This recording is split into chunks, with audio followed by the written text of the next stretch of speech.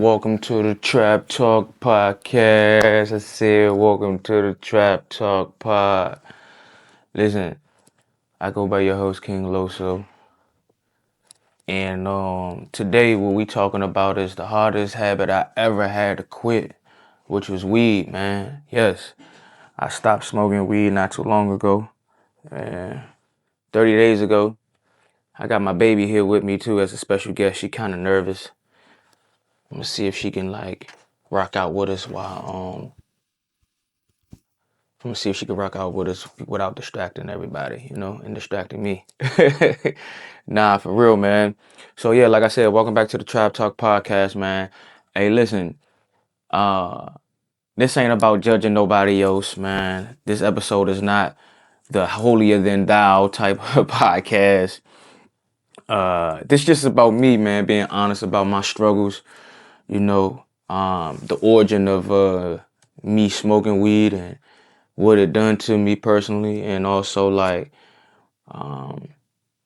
why I came up with the reason of quitting, or what made me come to this moment, in my life, right? So yeah, that's what this is about, man. So if you got any, addictions that you battling right now, this for you, man. If you got anything that you trying to quit right now, this one is for you, man. Cause I did it, and I know if I can do it, I know anybody can do it, right? Cause I've been accustomed to smoking for the past 15 plus years. Ain't that right, mama? This is Reese Cup, by the way. I named her Reese Cup. She remind me of a nice old, good old Reese Cup. Ain't that right, mama? Can you be good now? Come on. Be good. No. So yeah, man, listen. We're gonna take it back to the origin, you know what I mean? I didn't quit because it was destroying me or nothing like that. I quit because I started to notice I was getting comfortable with who I was becoming while on weed, and the person that I saw, man, I wasn't I had a reflection, and I really didn't like what I was noticing far as procrastination. um I get to it later type talk. Stop, mama. I'll get to it later type talk. I just couldn't put up with that for too long, man. And I knew that I had some place and I wanted to go in life, man. And I knew I couldn't procrastinate any longer. So I wanted to challenge myself, man. And I know it's people out there that want to challenge themselves as well when it comes to, quitting anything. Good girl, mama.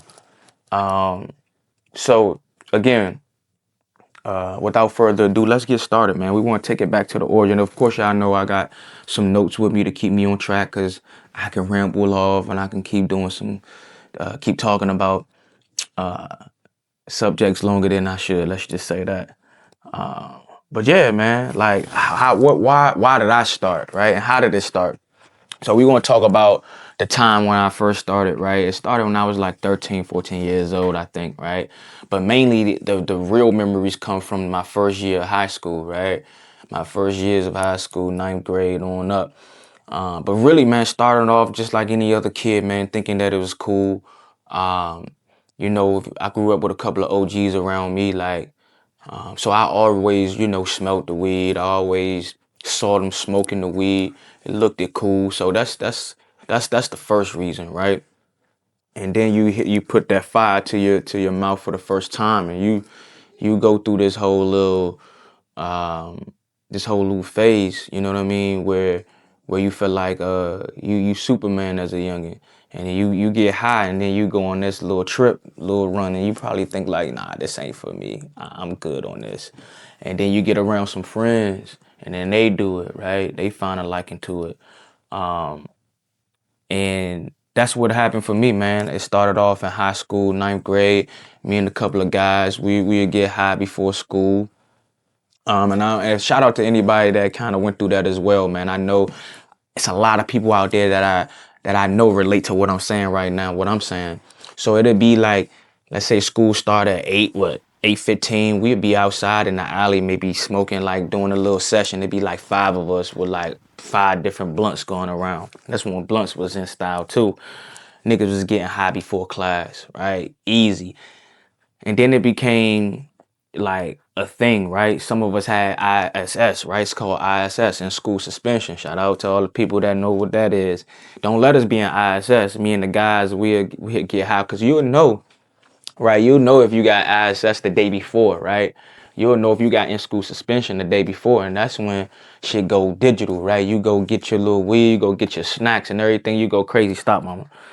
And so it just became a thing, right? And after a while, uh, I became I liked it. I liked how it made me felt. And then it became a thing where like it connected with me emotionally, physically, and more off, right? Right. And it just became a routine. The routine became like in the mornings, after a meal, um, in the morning, after a meal, shit, after you had sex, you gotta hit that motherfucker. After a shower, it just became like after every little activity you did, whether it was working out, playing ball, you just, even before the football games. And if you know, you know, right? Before every football game that we had in high school, me and a few guys, we was getting high, man. I ain't gonna lie. Sorry, coach, if you hear this right now. We was getting high before the games. That's why we probably sucked too. We was some shit like in my 11th and 12th grade year. Um, yeah, man, that's how that happened. And after a while, it slowly became a crutch to me, right? So it's something that you like kind of becoming addicted to, like it's something that you dependent on. It became something that I knew for a fact that I needed it in my mind, right? So it's something I was dependent on, like, um, and it wasn't even about smoking weed at that point anymore. It was just about escaping boredom, stress, and silent thoughts, for real, for real. So what? Stop. You bad, man. You bad. Calm down. No. No, mama. Sorry about that, man. So yeah, like now we want to talk about the withdrawals, right? So let's say if you were addicted to something and you thinking about quitting, what are some of the things that you can expect to happen within your first 2 weeks? Because I'm not gonna lie, it's only been like 28 days for me. So my whole goal was to see if I can stop for 30 days. That was my only goal, because I knew for a fact that if I can stop for 30 days, I can accomplish a lot. Because I not only just smoke weed, I smoke it with the grabber leaf. Some people universally call it grabber. Where I'm from, we call it funnel. I'm from DC, so we call it sheets and funnel. Like, man, my dog just had her a little moment. Oh my gosh. Put that right there. Amen. Pardon the interruption, man. Welcome back to the Trap Talk podcast. We had some technical difficulties, man. But listen, now we want to talk about the withdrawals, right? That's what we were talking about. So, like, listen, if you find yourself trying to quit an addiction, especially when it comes to drugs or like some type of like enhancement or something like that, these are the things you can expect to go through during your time. And boy, when I tell you it's nothing to play with, I'm dead ass serious. And again, like I said, I'm only 28 days in, between 25 to 28 days in. I really got to look back at the calendar, but I'm not even thinking about it at this point, right? Because I'm kind of in the motion right now. So with that being said, right, here's a couple of things you can expect, or a few things you can expect, bro. First off, your sleeping pattern is going to like change immediately, right? I noticed for me, and I'm speaking for myself, for me personally, like I couldn't sleep for the first 2 weeks. And everything is on a 2 week increment for me. Like I couldn't sleep for the first 2 weeks. You know what I'm saying? I felt like I was like having cold sweats, waking up, whenever I do find myself getting into a deep sleep, waking right up like from that. And then I'm sweating my ass off. Right. Another thing is, man, I be having these vivid dreams, man. I'm not gonna lie, they like really in detail. Cause if you have a dream, sometimes it's scattered. At least for me, my dreams be scattered. It's never like oh, you won the lottery, you live happily ever after. My dreams be retarded. Like, oh, you won the lottery and then all of a sudden you just drift off somewhere and then you don't have the money no more. Like, that's how my dreams happen. But lately, it's been the last thing I seen that night I would definitely have a dream about. Weird, right? So that's something you can probably expect.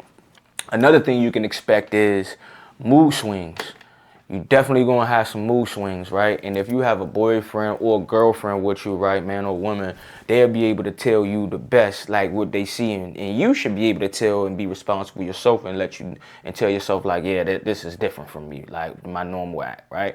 Honestly, like this is you withdrawing from the habit that you have, right? For sure. Irritation is another big thing I feel like a lot of people are going to go through, and at least for me, speaking for myself, very, very irritable, man. The littlest things can tick me off. I be like irritated by a smell. God, it'd be the littlest thing as a smell when I'm like more irritated with. Another thing, man, anxiety. Of course, you're gonna have that anxiety change because when you on this like, let's not call it a drug. When you on this habit, like, right, it kind of soothes you and block out all the anxiety sometimes. Sometimes you use that habit to actually negate the anxiety, right? So when you alleviate the habit, then you become more anxious about a lot of different things, right? Your appetite gonna change.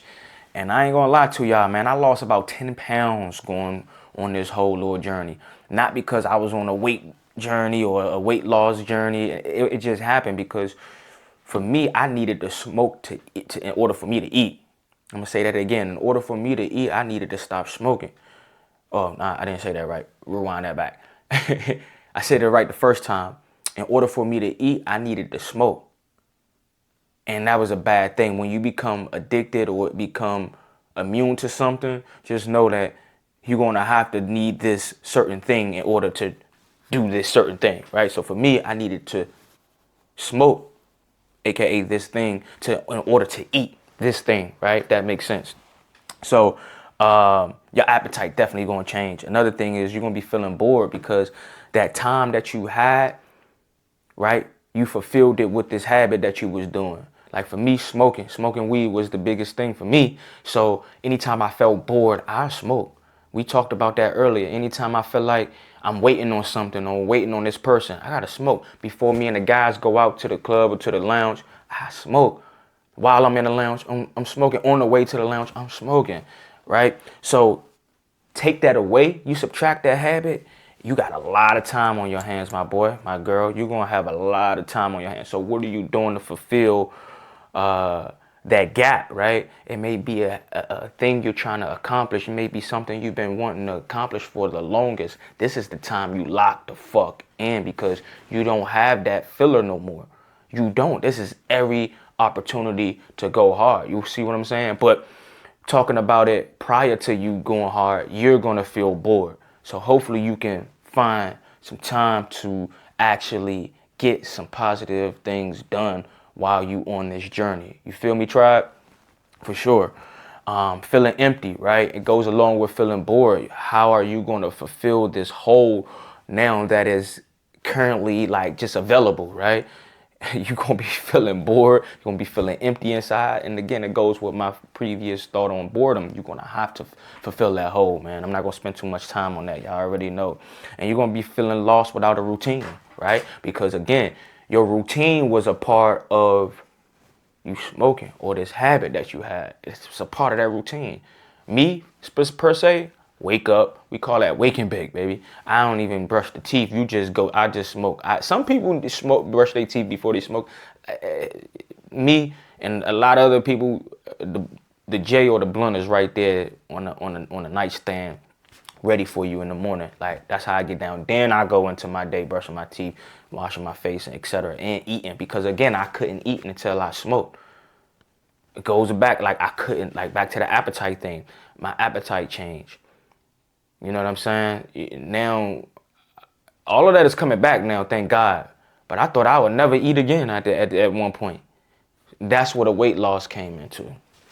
So, really, people don't be talking about how quitting your habit mess with your emotions, right? 1 minute you cool, and the next minute you mad for no reason, right? We're gonna say that again.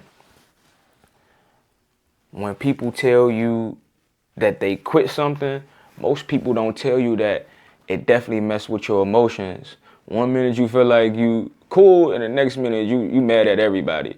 So be prepared when you quit this habit or this addiction that you have, that you're gonna be up and down. But if it's something that I can help y'all with and prevent that from happening, just know in the back of your head, you definitely gonna be feeling like a roller coaster when you off this habit. We ain't saying the drug. We not addressing it in no other way. We just gonna call it a habit for the people's sake.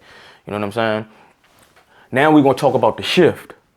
We want to talk about more of the positive things that happen when you actually quit this habit or addiction. Me, I'll say I was addicted. So a few things you can expect alongside the negative. We gotta address the positive, because that's what we're here for, right, tribe? We talking about positive stuff. So a few things that you can expect on the positive end when you quit this addiction. Number one, you're gonna have more energy. I'm gonna keep it all the way 100, which you're gonna have way more energy. Like, go back and look at the first episode that I recorded and look at me now, right? You're gonna get better with a lot of different things. So expect to have more energy. Now, when you bored, we go back to that negative, you fight it with the energy, right?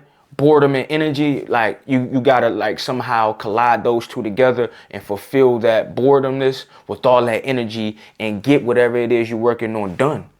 Make sense? Cool. Next one, you're gonna have clear thoughts. You know what I mean?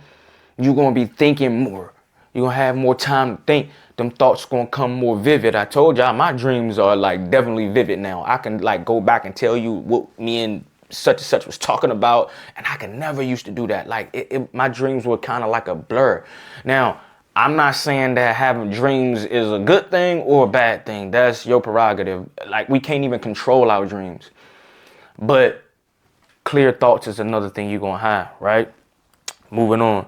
So your motivation gonna start coming back. Whatever your motivation is, it's definitely gonna come back. For me, per se, I wanted to get these videos out to y'all. For me, I wanted to get back into my music bag, because I'm very talented, by the way, in music, and we got new stuff dropping, by the way.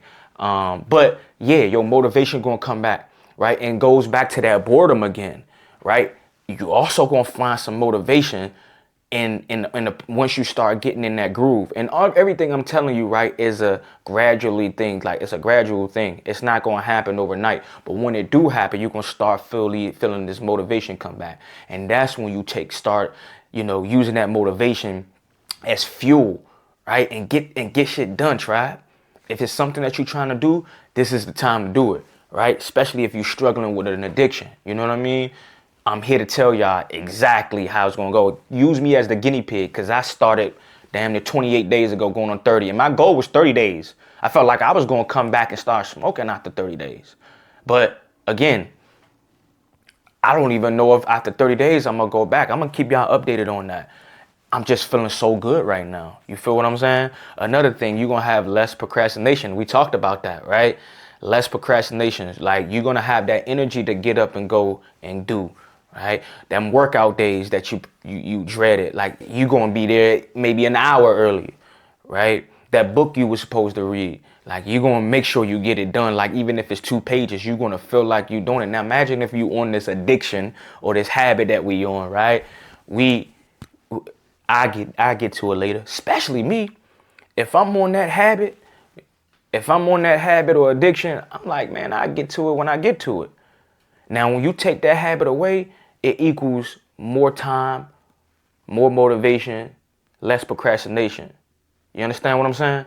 You're going to have all that time to do what you got to do. And don't let that go over your head.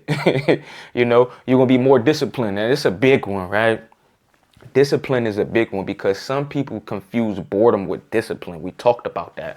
You cannot confuse boredom with discipline, because the number one thing of change, and the number one rule to changing, is discipline. You understand what I'm saying? You want to be disciplined. Trust me. Trust me when I tell you, like, the discipline always prevail and win in life. I don't care what nobody say. When you quit this addiction, or this habit that we calling it, expect to be more disciplined. For sure. You understand what I'm saying? And you're going to be more present. You know, that's another thing. You're going to be more present. You're going to be in the loop with conversations. You're not going to be drifting off. You ever be talking to somebody and you be having a good conversation, or they having a good conversation, you want to listen to the end of the conversation, and your mind just go to like, damn, I'm hungry. Or you talking to somebody, your mind go to like, I can't wait to go home and hit that blunt. That motherfucker waiting on me. Like, that's drifting off. Like that's not being focused. You got the habit taking over your mindset. And then that person say, so what you think about it? And you like, what the hell you talking about? You gotta act like you know everybody been there. You gotta act like you remember what they was talking about. You gotta go back to the previous point that they made, and they already on point Z. They already at the end of the conversation. You gotta go back to point B to kind of expect to be more present in these conversations or wherever you at in life. So whether you in school, this is a good time to stop.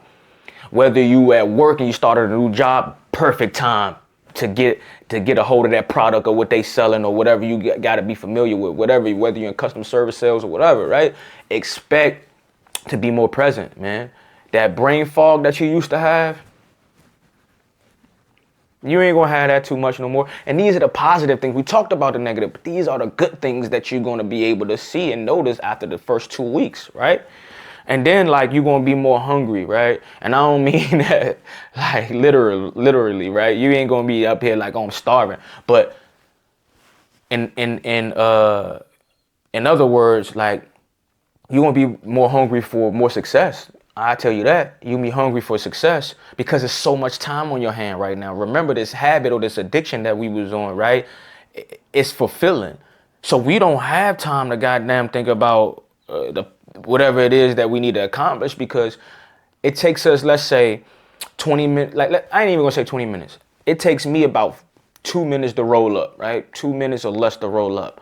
But the smoke and the high after that, give me about an hour and a half before I get myself back together or before I feel like doing something again. And when you factor all that in, my guy, my girl, that's time consuming like a motherfucker, right?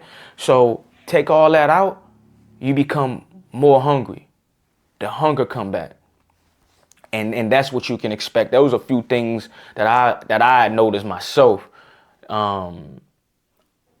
like happened to me as I stopped, smoking, right? But for me, the first 2 weeks was the most critical, like, and the most difficult thing that I ever had to deal with outside of certain things personally to me. So that's the things that you can expect, right? So I don't think you're going to gain superpowers from this. Like, don't think that you're going to just be Superman or Superwoman from this.